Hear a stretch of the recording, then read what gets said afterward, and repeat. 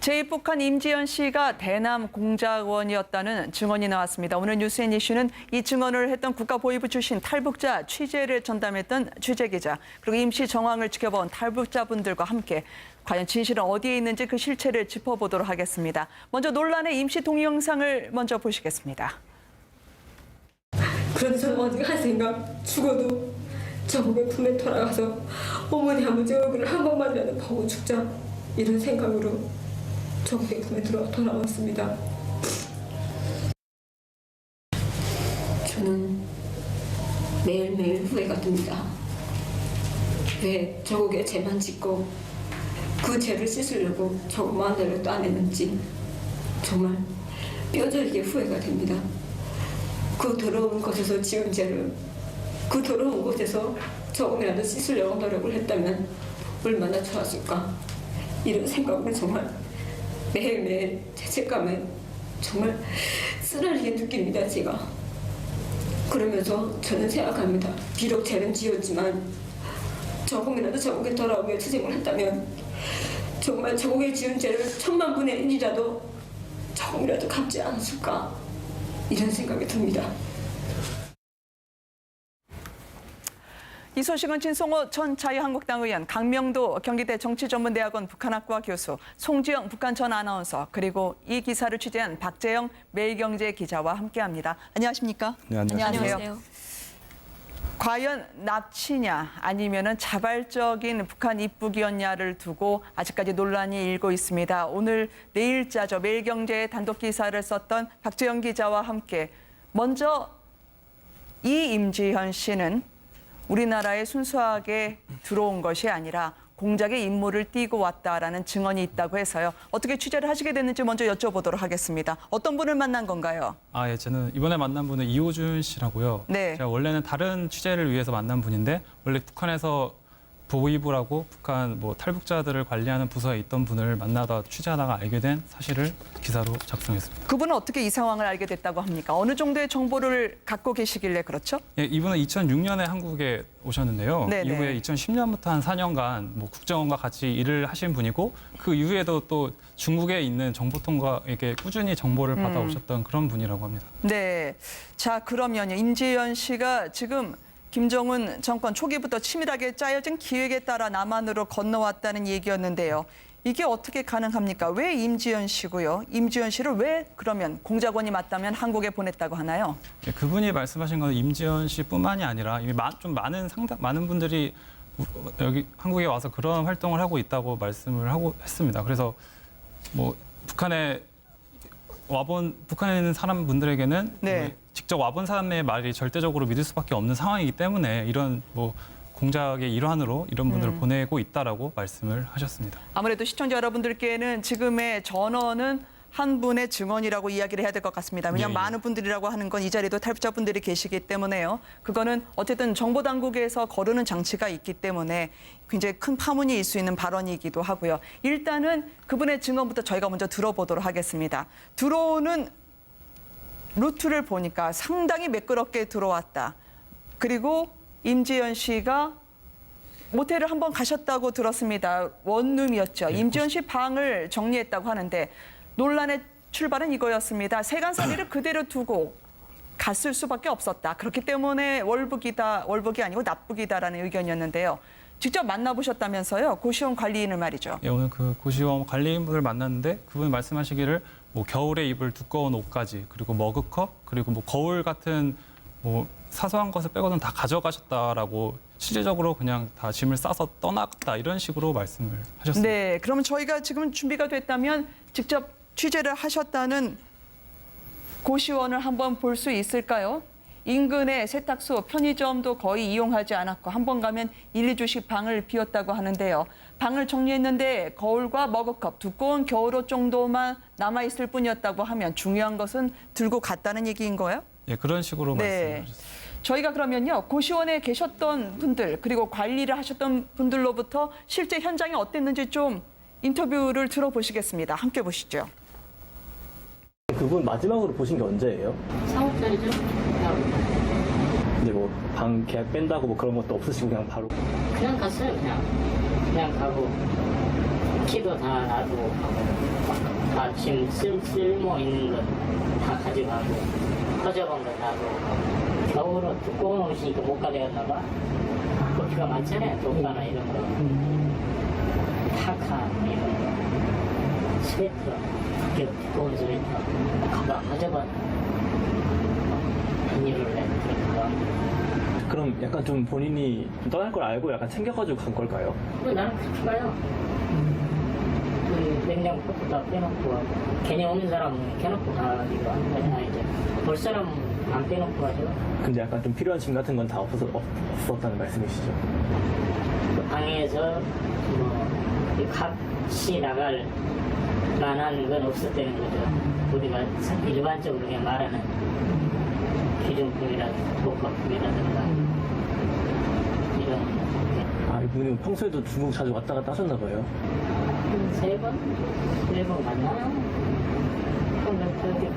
그러니까 트렁크 들고 나가가지고 안 보이고 한 3, 4일 있다 오기도 그냥 물어보기도 하고 어디가 중국 간다고. 직접 고시텔을 가봤다고 박 기자가 이야기를 해서 지금 내부인가요? 박 기자가 촬영한 고시텔 내부를 저희가 보고 있는 것 같은데요. 예, 예. 저기가 바로 임지연 씨가 마지막까지 중국으로 가기 직전까지 머물렀던 곳입니다. 워낙 논란에는 필요한 거를 다 갖고 갔다라는 쪽이 있고요. 필요한 거를 다 놓고 갔다는 쪽이었는데 직접 보셨던 고시텔을 보면 어떤 쪽의 정황상 무게가 더 실려 있습니까?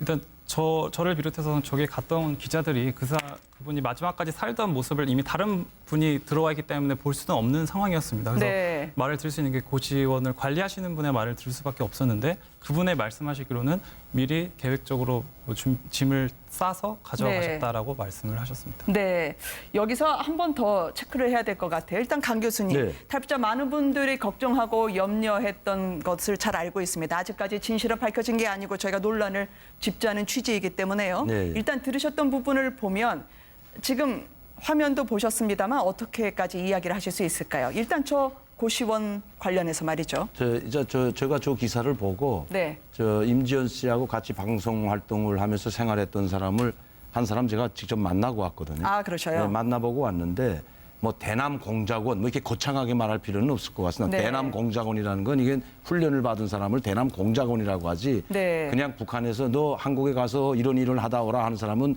대남 공작원이라는 명칭을 쓰지 않고요. 그리고 네. 대남 공작원은 훈련을 약 한 5, 6년 동안 훈련을 받고 정치교양 사업을 받은 사람들에 한해서 대남 공작원이라고 합니다. 네. 임지연 씨 같은 사람을 대남 공작원이라고 한다면 북한에서 파견한 대남 공작원은 다 저렇게 호접한 대남 공작원인가 오해도 살 수가 있는 거고요. 네. 그리고 아직까지 해명된 것이 뭐 이렇게 밝혀진 것이 정확하게 없기 때문에 네. 저분이 지금 만약시 납치됐다면 또 유인에 의해서 끌려갔다면 네. 그렇다면 또 한 번의 인격살인으로 되기 때문에 아직까지 이제 발표되기 전까지는 우리가 여기서 확정적으로 뭐 대남 공작원이다. 어느 한두 사람의 그럼요. 증언에 따라서 네. 대남 공작원이다 또 할 수도 없고요. 그 취재했던 이준호 씨라고 네. 이제 국정원하고 같이 일했다. 저는 이거부터 지금 좀 잘못됐다는 거 봐요. 네. 그럼 4년 동안 국정원에서 일했다면 국정원의 끈앞풀이나 아니면 브로커로 일했든지 정보원으로 활동했다고 하는데 그걸 자기 입으로 말하는 사람은 별로 없거든요. 네. 그리고 또 그 자기가 국가보위부에 있을 때 중국에는 정보원이라고 이야기했는데 그럼 그 정보는 이미 노출된 사람입니다.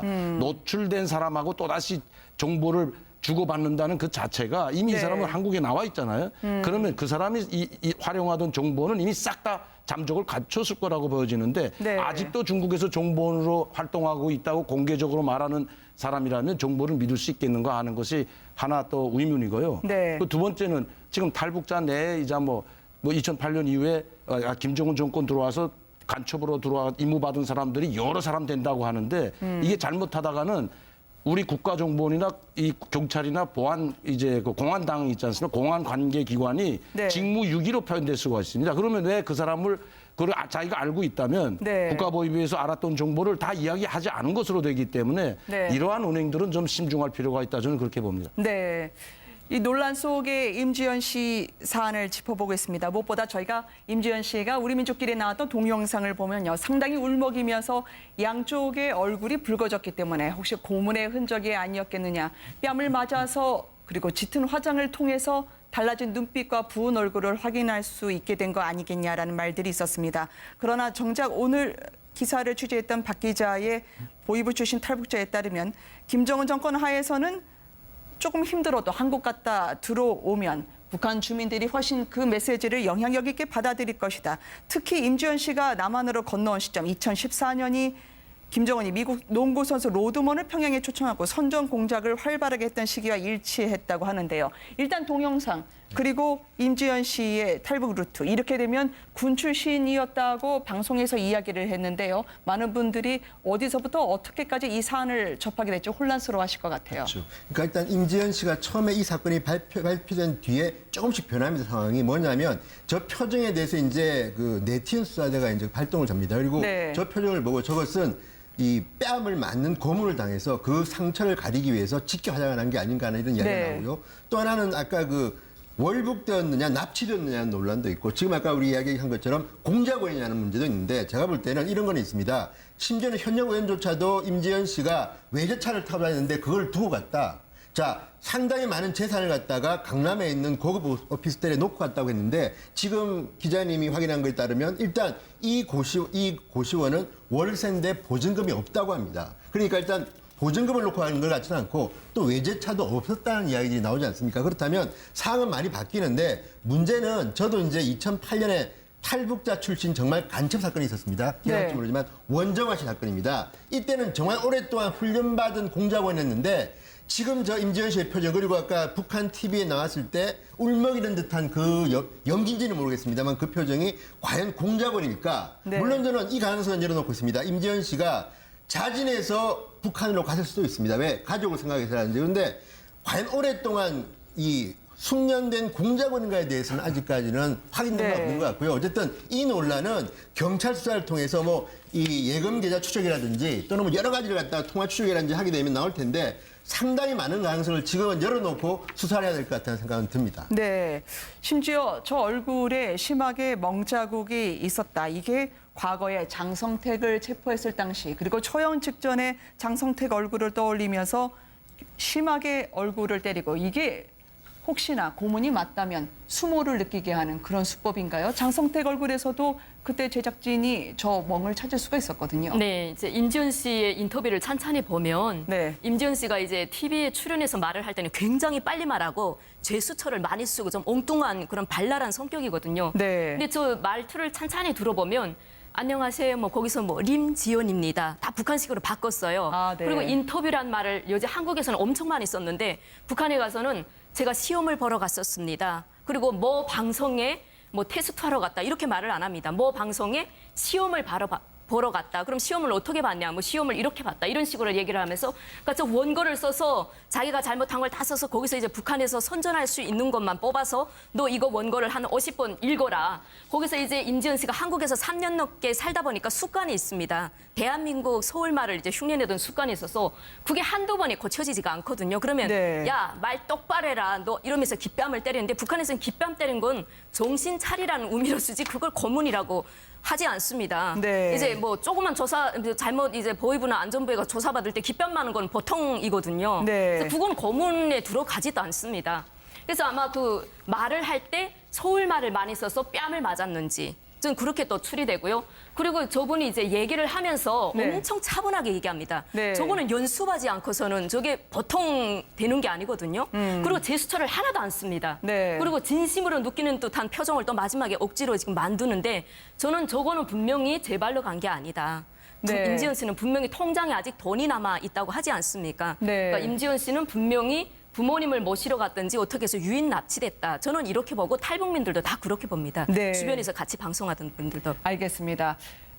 이런저런 논란을 오늘 첫 번째, 지금은 영웅 대접을 받고 있을 것이다라고 얘기하는데 영웅 대접 받고 있으면 저렇게 울면서 영상에 나올 수 있게 되나요? 아니, 그러니까 아직까지 제가 지금 들어간 지가 이제 몇 달 되지도 않았어요. 이제 저거 네. 한 달 만에 지금 나오는 영상이기 때문에 지난 6일이 아닙니까? 그러니까 지금 얼마 되지 않았는데 뭐 영웅 대접을 받으려면 실직 대남공작원으로 갔다가 정말 다시 필요해서 자기네가 그 중국으로 불러서 루트를 따라서 북한으로 들어갔다면 저런 걸 꾸미질 않아요. 지금까지 대남공작원 출신치고 TV에 나와가지고 뭐 한국에 가가지고 이 뭐 방송 활동을 하다 뭐 쏟고 병든 자본주의 이런 사람이 한 번도 없었거든요. 네. 두 번째는 뭐냐면 지금까지 TV에 나왔던 우리 민족끼리 사이트에 나왔던 사람들이 25명이 이릅니다. 집단으로 나왔던 사람. 특히 박인숙 씨나 김옥선 씨. 이건 네. 김옥선 씨 같은 경우는 다큐멘터리까지 만들어서 방영을 했는데 그때는 뭐 그 사람에 대해서는 이런 망구도 안 했어요. 모든 방송이 왜 이분은 들어갔을까 말도 안 했는데 네. 이분이 들어간 건 방송 활동을 했다는 것 때문에 지금 그 표적이 된 것 같아요. 이제 주목을 받고 있는데 제가 봐서는 영웅 대접은 고사하고 아직은 조사기관에 있을 거다. 2달 동안 조사하고 영웅 대접받는 건 없거든요. 네. 자, 이렇게 되면은요. 논란이 압축됩니다. 왜 여름 옷은 가지고 갔냐는 거죠. 겨울 옷밖에 남지 않았고요. 그리고 또 하나의 다른 분들은 이름을 밝히지 않은 탈북자 중에서는 1,000만 원을 북한에 있는 부모님에게 송금을 했다. 근데 배달 사고가 났다. 그게 어떤 의미인지에 대해서 이 같은 의문을 제기하는 분이 있습니다. 한번 들어보시겠습니다. 저기 임지연 씨가 그 1,000만 원 송금한 게 가족들 탈북 비용인가에 관한 얘기가 있는데 보통 보면 저희는 탈북 비용하면 그 1,600에서 1,800만 원 이렇게 작년까지 했었는데 이게 지금 다 그 현금으로 해서 그 한 번에 일시불이거든요. 끊어서 내는 그런 게 아니거든요. 북한에서 그 브로커한테 돈을 주는 방법도 있지 않을까요? 북한에서 그만한 그 천문학적 숫자 그만한 돈을 북한에서 주고 나올 만한 사람이 없어요. 지금 임지연 씨가 송금한 게 배달 사고 났다고 하는데 이제 뭐 배달 사고 났다고 해가지고 저는 처음에 그 뉴스를 보고 놀랐던 게 어떻게 그렇게 많은 돈을 보낼 수가 있지? 이런 생각을 했고 저희는 돈을 300이고 400이고 보내도 한국에 아는 사람 한국하고 연결돼 있는 사람이 있을 때 그 사람을 통해 가지고 브로커를 선택을 하거든요. 왜냐하면 지금처럼 이런 사고가 일어날 수가 있으면 일어났다면 그 사람한테 책임을 물으면 되니까. 근데 지금 그 책임을 어쩌가지고 배달 사고 났다고 중국까지 들어갔다? 와 저희는 좀 놀랐어요. 그러니까 가족들 탈북 비용이 잘못 전달되고 그랬을 때도 배달 사고라고 표현하나요? 아니요 그런 경우는 못 봤어요. 저희는 그렇게 표현을 안 해요. 배달 사고는 그냥 북한한테 송금을 했을 때 배달 사고가 났다 이런 얘기를 하지 그 브로커를 찾았는데 뭐 브로커가 사기꾼이더라 먹고 튀었다 뭐 이런 얘기를 하지 배달 사고라는 얘기는 안 하거든요. 자, 배달 사고 그리고 쓸만한 것은 다 챙겨간 것 같았다라고 하는 고시텔 관리인의 발언이 나오고 있습니다. 배달 사고가 났다. 이걸 어떻게 해석해야 되나요? 정말 돈을 붙인 건 맞을까요? 그 돈을 처음에는 한 200~300만 원씩 한두 번 보내다가 네. 이제 임지연 씨가 방송 활동을 하면서 뭐 팬도 생기고 아마 돈을 조금 버는 것 같아요. 네. 그러니까 뭐 자기 부모를 데려오기 위해서 많은 돈을 보내는 사람도 있습니다. 실제로. 뭐 네. 자기 형제라든가 이번에 데려오면 1,000만 원 정도 그 이상도 보내가지고 그 한국으로 데려온 가족도 있거든요. 실제로.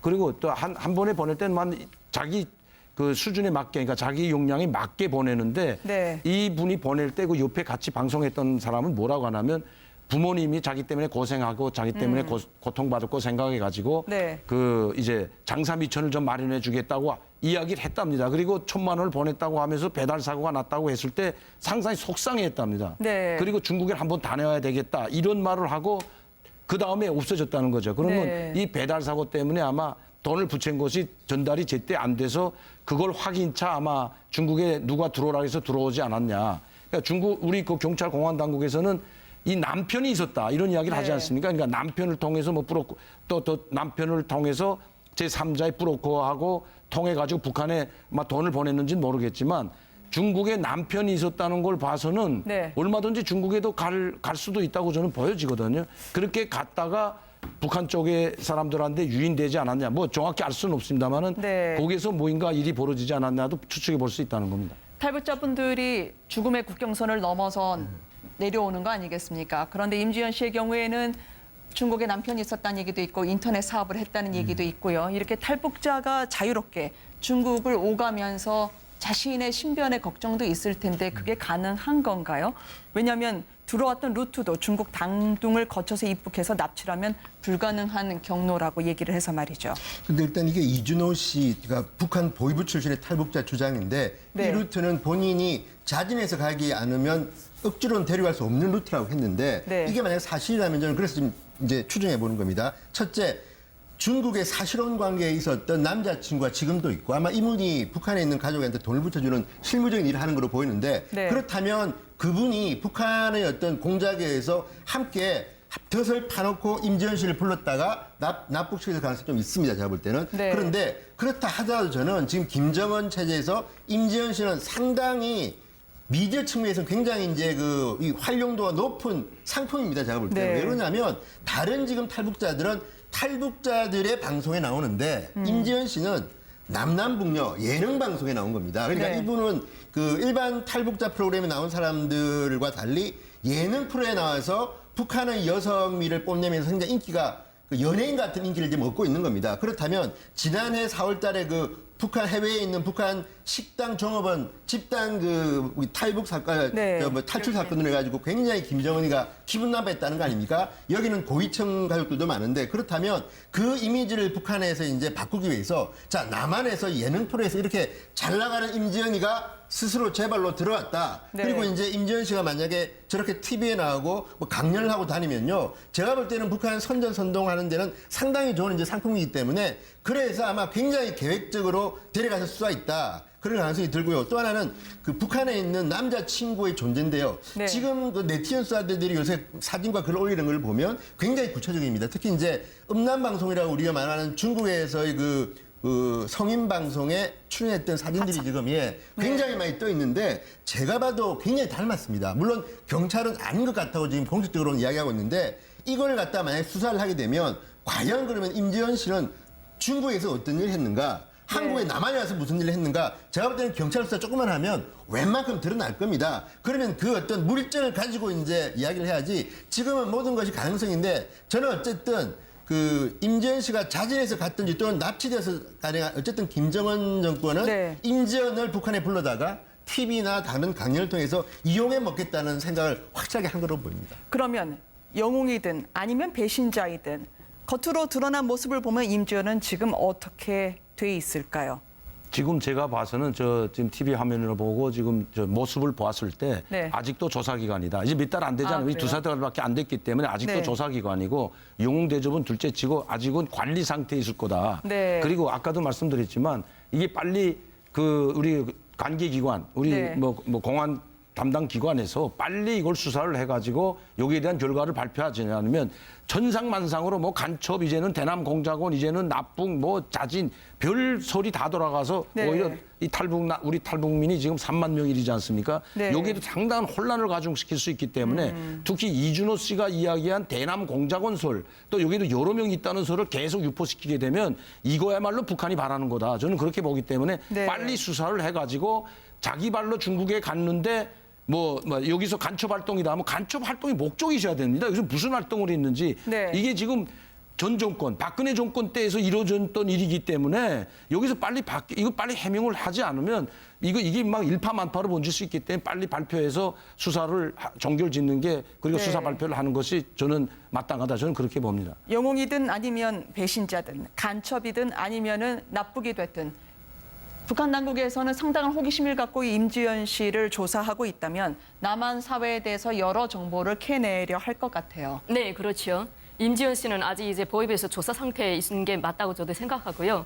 임지연 씨 같은 경우는 이제 북한에서 이제 조사를 끝마치는 대로 한동안은 선전 활동으로 이제 강연회를 직장마다 보낼 겁니다. 텔레비전에 강연회라는 게 직접 어떻게 나오지는 이루어지는 네, 거죠? 예전에 과거의 경력으로도 저도 이제 다시 북한으로 재입국하신 분이 강연회 네. 하는 걸 이제 들었거든요. 네. 그러니까 이게 남쪽에 대한 썩고병든 사회다 이런 걸 이제 계속 이제 강연회를 하고 또 이제 저분을 계속 또 감시를 할 겁니다. 강연회 네. 하던 분들이 다시 또 재탈북을 하는 경우가 있기 때문에 그래서 한 1년 동안은 그래도 체제 선동에 동원되지 않을까. 네. 그리고 운명은 뭐 하늘이 알아서 하는 거겠죠. 저분이 네. 운이 좋다면 다시 도망쳐 나올 것이고 아니면 그 감시하는 눈초리에 엮여서 다시 관리소에 갈지는 뭐 시간이 지나가 보면 알겠죠. 지금 방송에 나왔다 여기에 들어온 사람들이 실제 있습니다. 북한 네. 방송에 방송에 나가가지고 우리 민족끼리 사이트 나가서 우리 한국에 대해서 비방중상하다가 다시 넘어온 가족이 있거든요. 네. 그렇기 때문에 이번에 저 임지연 씨가 넘어오기는 상당히 힘들 것 같습니다. 또 감시도 많이 받을 것 같고요. 네. 지금 임지연 씨에 대해서는 고문 후에 그러니까 저 얼굴, 부은 얼굴 때문에요. 바로 저게 영웅이냐 간첩이냐 차원에서 보면 속이기 위한 기술이냐 아니면 실제로 저 안에서 조사받는 과정에 강압 행위가 있었냐라고 하는 질문을 많은 분들이 하고 계시는데 이렇게 치고 나서 멍든 얼굴을 감추기 위해서 뭐 찬물 찜질 혹은 짙은 화장 그런 네. 걸 입으로 합니까? 임지은 씨는 실물을 보면 피부는 하얗습니다. 아, 근데 저 그래요? 피부를 보면 많이 울었는지 뺨을 맞았는지 그리고 북한에서 하는 그 영화 배우들이 화장법이라고 도랑 화장법이라는 게 있습니다. 네. 그 도랑 화장법을 했습니다. 그래서 우리 대한민국에서 한 화장법하고 지금 완전히 다르잖아요. 아, 그리고 그런가요? 얼굴이 약간 부어 있고 이게 매칠매칠합니다. 여기가. 네. 그래서 뺨을 맞았다는 거는 저는 분명하게 이제 느끼고 있고요. 저분이 원고를 이제 자기 이제 인터뷰를 할 때 북한 말투로 모두 다 바꾸고 그걸 또 이제 차분하게 연습을 하다 보니까 아주 차분하게 이제 제스처 하나도 없이 하는 걸 보고 강압 행위가 분명히 있었다 하는 걸 저는 확인할 수 있습니다. 네. 자, 일단 보이부 출신의 탈북자와 접촉을 했던 박 기자하고 이제 또 여쭤봐야 될 것 같아요. 일단 고시텔에 가서 직접 취재를 했었고 그리고 보이부 출신 탈북자에 의하면 공작원 혹시 이게 아주 밀도 있는 공작원이 아니더라도 본인이 이곳에 왔다가 혹시 마음이 변해서 북측과 접촉을 하거나 그럴 가능성이 있습니까? 사실 중간에 마음이 변해서 그런 식으로 돌아갔다는 건 좀 말이 안 되고요. 네. 일단 여기 와서 북측을 이렇게 비판하는 얘기를 많이 했기 때문에 그런 얘기를 하려면 처음부터 계획적으로 내려오지 않는 이상은 그렇게 그런 발언을 할 수는 없다라고 네. 보고 있습니다. 현재 그러면 그 보이부 출신 탈북자라는 분은 어떻게 지내고 있습니까? 지금 현재 뭐 국정원과 일을 마친 다음에는 별다른 직업은 없이 우리나라에 계시는 있고요. 걸로, 예. 네. 어쨌든 본인의 신변에 대해서는 밝히고 싶지 않다라는 입장인가요? 아닙니다. 뭐 필요하다면 자기가 밝힐 수 있다라는 지금 입장이십니다. 네. 자, 이렇게 되면 경찰에서 지금 국가보안법 위반으로 수사를 하고 있지 않겠습니까? 혹시나 경찰이 이런 양쪽의 가능성을 다 감안을 하고 보고 있을까요? 그렇죠. 두 쪽 다 아마 감안할 겁니다. 그런데 아무래도 지금 강명 교수님 말씀처럼 주된 관심사는 납치됐을 가능성에 이제 주안점을 하겠지만, 근데 만약 수사하다 보니까 정말 이거는 본인이 희망해서 갔네? 그러면 그때부터 국가보안법 위반으로 이제 수사 방향이 바뀌는 겁니다. 네. 그런데 어쨌든 제가 볼 때는 지금 화면에 나오지만 남남북녀에 할 때 저 발랄한 임지연 씨의 모습은 탈북한 지 얼마 안 된 여성의 모습으로 보기 힘들 만큼 남한 여성들도 놀랄 만큼 깜찍한 모습이었고 말투였는데 네. 저게 북한 우리 민족끼리 화면에 할 때 이거 어두운 표정 그리고 눈빛이 보면 대충 사람들이 알 수 있습니다. 그러니까 네. 대한민국 네티즌 수사대들이 쓴 것도 보면 저건 뭐야? 저 사람이 저렇게 변한 거야? 그러니까 지금 네티즌 수사대에 글을 쓰는 사람들은 이념에는 별 관계없이 관심으로만 들어가는 건데 아마도 북한은 임지연 씨를 상당히 많이 이용하려고 할 겁니다. 네. 그런데 그렇다 하더라도 임지연 씨가 본인이 저런 얼굴로 저런 표정으로 하게 되면 과연 북한에 있는 분들이 동의를 할까요? 그러니까 지금 상당히 많은 건데 다만 저는 걱정되는 거는 남북 관계에서는 저런 경우가 몇 번 있었지만 국제인권의 문제로 들어가게 되면 좀 복잡해질 거라고 봅니다. 왜냐하면 네. 원비어 사건 때문에 특히 미국에서는 북한 인권 문제에 관심이 많은데 만약에 대한민국 TV에 나와서 굉장히 연예인으로 유명해진 탈북자 여성을 납치해가지고 저런 식으로 쓰고 있다. 이게 네. 만약에 사실로 드러난다고 하지 않습니까? 그러면 이거는 국제인권단체의 또 다른 운동으로 바뀔 수도 있기 때문에 지금 임지연 씨 문제는 지금 우리가 이렇게 오랫동안 다루는 것만큼 남한에서 화제가 되면 북한도 이제 알 겁니다. 우리 좀 성공했구나. 그런데 이제부터는 아마 역풍이 불지도 모릅니다. 그렇게 될 경우에 북한도 아마 감당하기 힘든 다른 일들이 앞으로 경찰 수사 결과가 나오지 않을까 저는 이런 생각해 봅니다. 지금 여기서 중요한 북한에서는요. 것은, 근데 주민들 아까 영웅이라는 건 예, 예. 북한 당국에서 영웅 대접을 해주는 게 아니라 인민들 사이에서는 저 영상 뭐 우리 민족끼리는 선전 매체이기 때문에 북한을 제외한 나라에서 보겠지만 북한 내부에서도 만약에 선전 작업을 하고 있다면 남한에 갔다가 용기 있게 돌아왔다고 영웅 대접을 할 수도 있지 않을까요? 그러니까 이제 영웅 대접보다도 왜냐하면 네. 북한을 배신해서 갔다 왔기 때문에 절대 영웅 대접은 하지 않습니다. 네. 그러나 장군님이 구려서 다시 왔기 때문에 용선을 해준다는 말은 하지 지금까지 영웅 대접한 적이 없거든요. 그리고 첫 번째 팩트가 뭐냐면 간첩은 아닌 거야. 간첩은 빼고 자기 발로 갔냐 아니면 납치냐 이 두 가지를 봐야 됩니다. 지금 간첩은 둘째 문제고요. 그럼 자기 발로 갔냐 아니면 납치냐의 문제점을 두고 아마 수사를 해도 그런 방향에서 수사를 해야 될 것 같아요. 왜냐하면 네. 요게 있다가 자기 발로 간 사람들이 있어요 실제로. 박인숙 씨 같은 건 자기 발로 가지 않았습니까? 네. 그렇기 때문에 요게 왔다가 여기 생활과 힘들던가 아니면 북한에 있는 남아있는 부모 형제들이 자기 때문에 고통받거나 아니면 생활과에 시달릴까 봐 나 이제는 돌아가야 되겠다고 해가지고 왜 전화통화를 하잖아요. 북한에 있는 가족들과 전화통화를 하기 때문에 그러기 때문에 자기 발로 갔냐 아니면 납치냐 여기 문제점을 두고 수사하는 것이 그 팩트가 아닌가 이렇게 생각이 됩니다. 정보 당국에서 속히 이 사안에 대한 정리나 아니면 마무리 작업을 해줘야 될 것 같습니다. 왜냐하면 북한이 가장 원하는 게 남남 분열 혹은 탈북자의 안위 혹은 남한 내부의 아직 실체를 확인할 수 없는 혼란을 겨냥하고 있을지도 모른다는 것 때문이죠. 지금 임지연 씨의 이 논란 이후에 어떤 궤적을 타고 북한에 들어갔는지에 대한 구체적인 증언들이 나오고 있는 상황입니다. 먼저 들어보시고 저희가 이야기 이어가도록 하겠습니다. 우리 가족들이 납치된 사람이 많기 때문에 그거를 이제 알아보려고 이제 그 중국 쪽에 이제 소식통을 정확하게 제가 들었어요.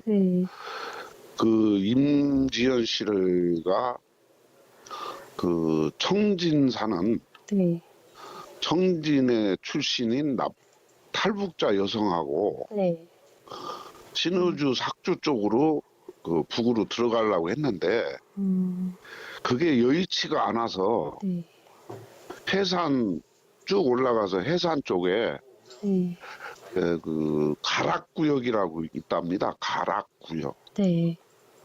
글로 들어갔다. 두 사람이. 저는 이제 월북인지 납북인지는 제가 모르겠다. 제작진이 하나 심상치 않은 점을 발견했습니다. 바로 저 신의주 옆에 삭주라는 곳이요. 탈북자 이준호 씨의 증언과 일치를 하는 단둥 인근입니다. 함경도 해산 쪽에 있는 곳으로 어쩔 수 없어서 통해 들어갔다고 하지만 당초의 목표지는 신의주 옆이라는 거죠. 이렇게 되면 말이죠. 일단 박 기자에게 물어봐야 될 것 같아요. 지금 탈북자의 증언을 통해서 보면 이 사람이 북한으로 들어갔을 때 북한 측에서 임 씨를 직접 인수해서 데려갔다고요? 예, 그래서 북한의 정찰 총국을 통해서 들어갔다고 하는데요. 네. 이 정찰 총국이 대남 해외 공작 업무를 총괄 지휘하는 부서기 때문에 이게 미리 연락이 있지 않은 이상은 이게 불가능한 일이라고 네. 이렇게 말씀을 하셨습니다. 이 증언에 비춰볼 때 임 씨와 정찰 총국이 어떤 관계가 있을까라고 하는 의문을 하나 더 더해주는 상황이긴 합니다만 교수님. 네. 그리고 여쭤봐야 될 것 같아요. 네. 여기 신의주역 삭주가 아니라 해산 쪽이라고 한다면 이 해산 쪽은 보통 탈북자분들이 재입국하거나 아니면은 탈북을 할 수 있는 경로로 자주 이용되는 곳입니까? 그렇죠. 해산 쪽은 이제 그 해산 쪽은 두만강 가까이 있지 않습니까? 네. 압록강하고 그러다 보니까 해산 쪽은 그 중국으로 넘나들기가 쉬운 쪽입니다. 그렇지만 네. 평안남도 삭주라는 거는 신의주 쪽을 통해서만 이제 삭주로 갈 수 있거든요. 네. 평안남도이기 때문에. 네.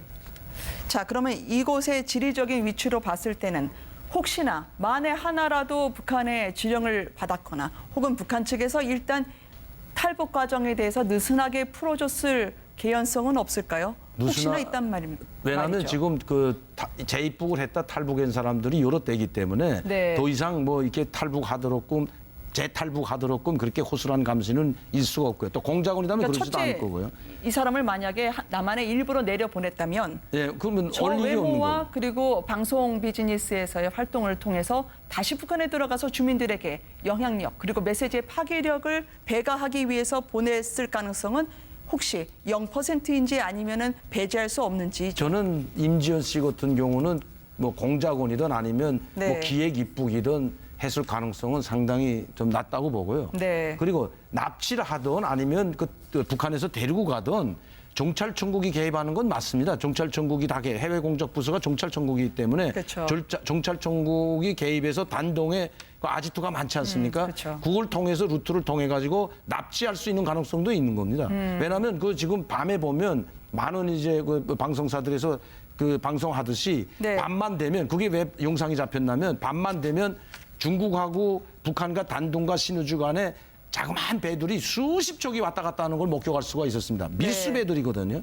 그렇기 때문에 왜 중국에서 이제 북한을 압박하고 제재를 가하니까 밤에 새벽에 이렇게 밀수배들이 왔다 갔다 하는데 오히려 단동 쪽이면 그 밀수배를 타고 공작원들이 납치해서 가능성도 상당히 있다고 보여집니다. 네, 한국에 있는 고시텔 관리인의 현장 인터뷰 그리고 탈북자들의 있다는 증언과 함께 오늘 논란을 조금 더 좁혀보고자 했었는데요. 내일 뉴스앤이슈는 조금 더 집중 취재로 여러분들에게 임지연 씨의 사건을 전해드릴 예정입니다. 오늘 함께해 주신 네 분께 감사드립니다. 고맙습니다. 그래서 거르는 장치가 있기 때문에 굉장히 큰 파문이 일 수 있는 발언이기도 하고요. 일단은 그분의 증언부터 저희가 먼저 들어보도록 하겠습니다. 들어오는 루트를 보니까 상당히 매끄럽게 들어왔다. 그리고 임지연 씨가 모텔을 한번 가셨다고 들었습니다. 원룸이었죠. 임지연 씨 방을 정리했다고 하는데 논란의 출발은 이거였습니다. 세간살이를 그대로 두고 갔을 수밖에 없었다. 그렇기 때문에 월북이 아니고 납북이다라는 의견이었는데요. 직접 만나보셨다면서요? 고시원 관리인을 말이죠. 예, 오늘 그 고시원 관리인분을 만났는데 그분이 말씀하시기를 뭐 겨울에 입을 두꺼운 옷까지 그리고 머그컵 그리고 뭐 거울 같은 뭐 사소한 것을 빼고는 다 가져가셨다라고 실질적으로 그냥 다 짐을 싸서 떠났다 이런 식으로 말씀을 하셨습니다. 네, 그러면 저희가 지금 준비가 됐다면 직접 취재를 하셨다는 고시원을 한번 볼 수 있을까요? 인근의 세탁소, 편의점도 거의 이용하지 않았고 한 번 가면 1, 2주씩 방을 비웠다고 하는데요. 방을 정리했는데 거울과 머그컵, 두꺼운 겨울옷 정도만 남아있을 뿐이었다고 하면 중요한 것은 들고 갔다는 얘기인 거예요? 예, 그런 식으로 네. 말씀하셨습니다. 저희가 그러면요. 고시원에 계셨던 분들 그리고 관리를 하셨던 분들로부터 실제 현장이 어땠는지 좀 인터뷰를 들어보시겠습니다. 함께 보시죠. 그분 마지막으로 보신 게 언제예요? 4월달이죠? 이제 뭐 방 계약 뺀다고 뭐 그런 것도 없으시고 그냥 바로 그냥 갔어요, 그냥 가고 키도 다 놔두고 가고 다 지금 쓸모 있는 거 다 가져가고 터져본 거 놔두고 겨울은 두꺼운 옷이니까 못 가져갔나 봐. 고추가 많잖아요, 독가나 이런 거 파카 이런 거 스웨터 두꺼운 스웨터 가져가 비닐을 내 그렇게 가. 그럼 약간 좀 본인이 떠날 걸 알고 약간 챙겨가지고 간 걸까요? 나는 그렇게 가요. 그 냉장고도 다 빼놓고 괜히 오는 사람은 켜놓고 가기도 하는 거냐 이제 볼 사람은 안 빼놓고 가죠. 근데 약간 좀 필요한 짐 같은 건 다 없었다는 말씀이시죠? 그 방에서 뭐 값이 나갈 만한 건 없었다는 거죠. 우리가 일반적으로 그냥 말하는 기존품이라든가 복합품이라든가 이런. 아, 이분이 평소에도 중국 자주 왔다 갔다 하셨나 봐요. 3번 갔나요? 그러니까 트렁크 들고 나가가지고 안 보이고 한 3, 4일 됐다 우리도 그냥 물어보기도 하고 어디 가냐고 중국 간다고. 직접 고시텔을 가봤다고 박 기자가 이야기를 해서 지금 내부인가요? 박 기자가 촬영한 고시텔 내부를 저희가 보고 있는 것 같은데요. 예. 저기가 바로 임지연 씨가 마지막까지 중국으로 가기 직전까지 머물렀던 곳입니다. 워낙 논란에는 필요한 거를 다 갖고 갔다라는 쪽이 있고요. 필요한 거를 다 놓고 갔다는 쪽이었는데 직접 보셨던 고시텔을 보면 어떤 쪽의 정황상 무게가 더 실려 있습니까?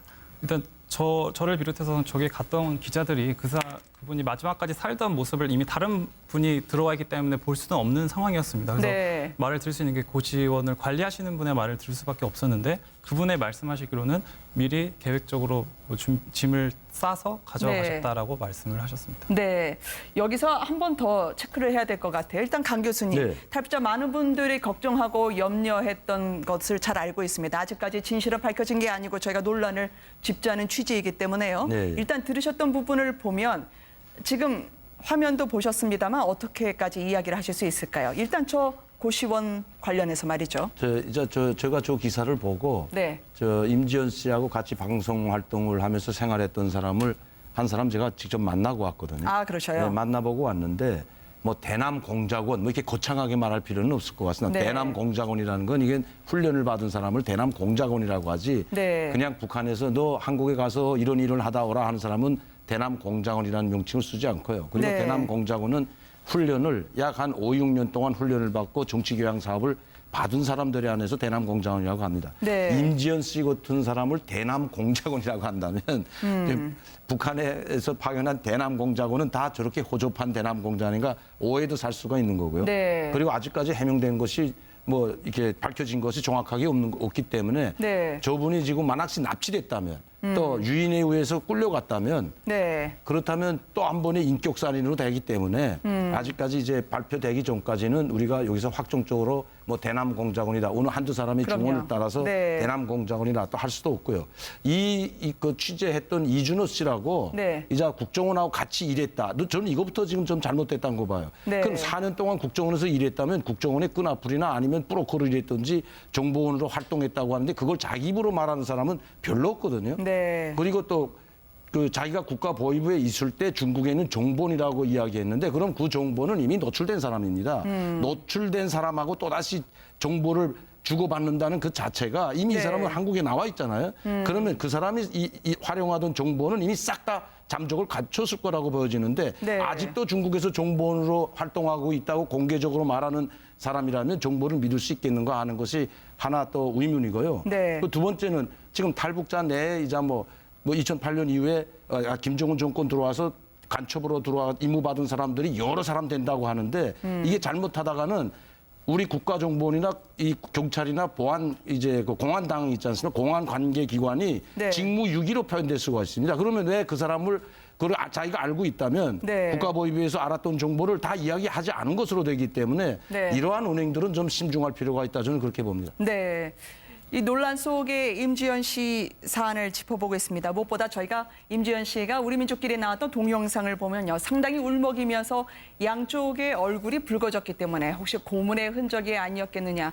뺨을 맞아서 그리고 짙은 화장을 통해서 달라진 눈빛과 부은 얼굴을 확인할 수 있게 된 거 아니겠냐라는 말들이 있었습니다. 그러나 정작 오늘 기사를 취재했던 박 기자의 보위부 출신 탈북자에 따르면 김정은 정권 하에서는 조금 힘들어도 한국 갔다 들어오면 북한 주민들이 훨씬 그 메시지를 영향력이 거문에 들어가지도 않습니다. 그래서 아마 그 말을 할 때 서울 말을 많이 써서 뺨을 맞았는지 좀 그렇게 또 추리되고요. 그리고 저분이 이제 얘기를 하면서 네. 엄청 차분하게 얘기합니다. 네. 저거는 연습하지 않고서는 저게 보통 되는 게 아니거든요. 그리고 제스처를 하나도 안 씁니다. 네. 그리고 진심으로 느끼는 듯한 표정을 또 마지막에 억지로 지금 만드는데 저는 저거는 분명히 제 발로 간 게 아니다. 네. 임지연 씨는 분명히 통장에 아직 돈이 남아 있다고 하지 않습니까? 네. 그러니까 임지연 씨는 분명히 부모님을 모시러 갔든지 어떻게 해서 유인 납치됐다. 저는 이렇게 보고 탈북민들도 다 그렇게 봅니다. 네. 주변에서 같이 방송하던 분들도. 알겠습니다. 이런저런 논란을 오늘 첫 번째, 지금은 영웅 대접을 받고 있을 것이다라고 얘기하는데 영웅 대접 받고 있으면 저렇게 울면서 영상에 나올 수 있게 되나요? 아니, 그러니까 아직까지 제가 지금 들어간 지가 이제 몇 달 되지도 않았어요. 이제 저거 네. 한 달 만에 지금 나오는 영상이기 때문에 지난 6일이 아닙니까? 그러니까 지금 얼마 되지 않았는데 뭐 영웅 대접을 받으려면 실직 대남공작원으로 갔다가 정말 다시 필요해서 자기네가 그 중국으로 불러서 루트를 따라서 북한으로 들어갔다면 저런 걸 꾸미질 않아요. 지금까지 대남공작원 출신치고 TV에 나와가지고 뭐 한국에 가가지고 이 뭐 방송 활동을 하다 뭐 쏟고 병든 자본주의 이런 사람이 한 번도 없었거든요. 네. 두 번째는 뭐냐면 지금까지 TV에 나왔던 우리 민족끼리 사이트에 나왔던 사람들이 25명이 이릅니다. 집단으로 나왔던 사람. 특히 박인숙 씨나 김옥선 씨. 이건 네. 김옥선 씨 같은 경우는 다큐멘터리까지 만들어서 방영을 했는데 그때는 뭐 그 사람에 대해서는 이런 방구도 안 했어요. 모든 방송이 왜 이분은 들어갔을까 말도 안 했는데 네. 이분이 들어간 건 방송 활동을 했다는 것 때문에 지금 그 표적이 된 것 같아요. 이제 주목을 받고 있는데 제가 봐서는 영웅 대접은 고사하고 아직은 조사기관에 있을 거다. 2달 동안 조사하고 영웅 대접받는 건 없거든요. 네. 자, 이렇게 되면은요. 논란이 압축됩니다. 왜 여름 옷은 가지고 갔냐는 거죠. 겨울 옷밖에 남지 않았고요. 그리고 또 하나의 다른 분들은 이름을 밝히지 않은 탈북자 중에서는 1,000만 원을 북한에 있는 부모님에게 송금을 했다. 근데 배달 사고가 났다. 그게 어떤 의미인지에 대해서 이 같은 의문을 제기하는 분이 있습니다. 한번 들어보시겠습니다. 저기 임지연 씨가 그 1,000만 원 송금한 게 가족들 탈북 비용인가에 관한 얘기가 있는데 보통 보면 저희는 탈북 비용 하면 그 1,600에서 1,800만 원 이렇게 작년까지 했었는데 이게 지금 다 그 현금으로 해서 그 한 번에 일시불이거든요. 끊어서 내는 그런 게 아니거든요. 북한에서 그 브로커한테 돈을 주는 방법도 있지 않을까요? 북한에서 그만한 그 천문학적 숫자 그만한 돈을 북한에서 주고 나올 만한 사람이 없어요. 지금 임지연 씨가 궁금한 게 배달 사고 났다고 하는데 이제 뭐 배달 사고 났다고 해가지고 저는 처음에 그 뉴스를 보고 놀랐던 게 어떻게 그렇게 많은 돈을 보낼 수가 있지? 이런 생각을 했고, 저희는 돈을 300이고 400이고 보내도 한국에 아는 사람, 한국하고 연결돼 있는 사람이 있을 때 그 사람을 통해 가지고 브로커를 선택을 하거든요. 왜냐하면 지금처럼 이런 사고가 일어날 수가 있으면 쉽게 받아들일 것이다. 특히 임지연 씨가 남한으로 건너온 시점 2014년이 김정은이 미국 농구 선수 로드먼을 평양에 초청하고 선전 공작을 활발하게 했던 시기와 일치했다고 하는데요. 일단 동영상 그리고 임지연 씨의 탈북 루트 이렇게 되면 군 출신이었다고 방송에서 이야기를 했는데요. 많은 분들이 어디서부터 어떻게까지 이 사안을 접하게 될지 혼란스러워하실 것 같아요. 그렇죠. 그러니까 일단 임지연 씨가 처음에 이 사건이 발표된 뒤에 조금씩 변합니다. 상황이 뭐냐면 저 표정에 대해서 이제 그 네티즌 수사대가 이제 활동을 접니다. 그리고 네. 저 표정을 보고 저것은 이 뺨을 맞는 고문을 당해서 그 상처를 가리기 위해서 직계 화장을 한 게 아닌가 하는 이런 이야기가 네. 나오고요. 또 하나는 아까 그 월북되었느냐 납치되었느냐는 논란도 있고 지금 아까 우리 이야기한 것처럼 공작원이냐는 문제도 있는데 제가 볼 때는 이런 건 있습니다. 심지어는 현역 의원조차도 임지연 씨가 외제차를 타고 다녔는데 그걸 두고 갔다. 자, 상당히 많은 재산을 갖다가 강남에 있는 고급 오피스텔에 놓고 갔다고 했는데 지금 기자님이 확인한 것에 따르면 일단 이 고시원은 월세인데 보증금이 없다고 합니다. 그러니까 일단 보증금을 놓고 가는 것 같지는 않고 또 외제차도 없었다는 이야기들이 나오지 않습니까? 그렇다면 상황은 많이 바뀌는데 문제는 저도 이제 2008년에 탈북자 출신 정말 간첩 사건이 있었습니다. 기억할지 네. 모르지만 원정화 씨 사건입니다. 이때는 정말 오랫동안 훈련받은 공작원이었는데 지금 저 임지연 씨의 표정 그리고 아까 북한 TV에 나왔을 때 울먹이는 듯한 그 연기인지는 모르겠습니다만 그 표정이 과연 공작원일까? 네. 물론 저는 이 가능성은 열어놓고 있습니다. 임지연 씨가 자진해서 북한으로 갔을 수도 있습니다. 왜? 가족을 생각해서라든지. 그런데 과연 오랫동안 이 숙련된 공작원인가에 대해서는 아직까지는 확인된 건 네. 없는 것 같고요. 어쨌든 이 논란은 경찰 수사를 통해서 뭐 이 예금 계좌 추적이라든지 또는 뭐 여러 가지를 갖다가 통화 추적이라든지 하게 되면 나올 텐데 상당히 많은 가능성을 지금은 열어놓고 수사를 해야 될 것 같다는 생각은 듭니다. 네, 심지어 저 얼굴에 심하게 멍자국이 있었다. 이게 과거에 장성택을 체포했을 당시 그리고 초영 직전에 장성택 얼굴을 떠올리면서 심하게 얼굴을 때리고 이게 혹시나 고문이 맞다면 수모를 느끼게 하는 그런 수법인가요? 장성택 얼굴에서도 그때 제작진이 저 멍을 찾을 수가 있었거든요. 네, 이제 임지연 씨의 인터뷰를 찬찬히 보면 네. 임지연 씨가 이제 TV에 출연해서 말을 할 때는 굉장히 빨리 말하고 죄수처를 많이 쓰고 좀 엉뚱한 그런 발랄한 성격이거든요. 네. 근데 저 말투를 찬찬히 들어보면 안녕하세요. 뭐 거기서 뭐 림지연입니다. 다 북한식으로 바꿨어요. 아, 네. 그리고 인터뷰란 말을 요새 한국에서는 엄청 많이 썼는데 북한에 가서는 제가 시험을 보러 갔었습니다. 그리고 뭐 방송에 뭐 테스트하러 갔다 이렇게 말을 안 합니다. 뭐 방송에 시험을 보러 갔다. 그럼 시험을 어떻게 봤냐? 뭐 시험을 이렇게 봤다. 이런 식으로 얘기를 하면서 그러니까 저 원고를 써서 자기가 잘못한 걸 다 써서 거기서 이제 북한에서 선전할 수 있는 것만 뽑아서 너 이거 원고를 한 50번 읽어라. 거기서 이제 임지연 씨가 한국에서 3년 넘게 살다 보니까 습관이 있습니다. 대한민국 서울말을 이제 흉내내던 습관이 있어서 그게 한두 번이 고쳐지지가 않거든요. 그러면 네. 야, 말 똑바로 해라. 너 이러면서 귓뺨을 때리는데 북한에서는 귓뺨 때린 건 정신 차리라는 의미로 쓰지 그걸 고문이라고 하지 않습니다. 네. 이제 뭐 조그만 잘못 이제 보위부나 안전부에가 조사받을 때 귓뺨 마는 건 보통이거든요. 네. 그래서 그건 제1북한 임지연 씨가 대남 공작원이었다는 증언이 나왔습니다. 오늘 뉴스앤 이슈는 이 증언을 했던 국가보위부 출신 탈북자 취재를 전담했던 취재기자 그리고 임시 정황을 지켜본 탈북자분들과 함께 과연 진실은 어디에 있는지 그 실체를 짚어보도록 하겠습니다. 먼저 논란의 임시 동영상을 먼저 보시겠습니다. 그런데 저는 언젠가 한 생각, 죽어도 정국의 품에 돌아가서 어머니 아버지 얼굴을 한 번만이라도 보고 죽자 이런 생각으로 정국의 품에 돌아왔습니다. 저는 매일매일 후회가 듭니다. 왜 저국에 죄만 짓고 그 죄를 씻으려고 조그마한 노력도 안 했는지 정말 뼈저리게 후회가 됩니다.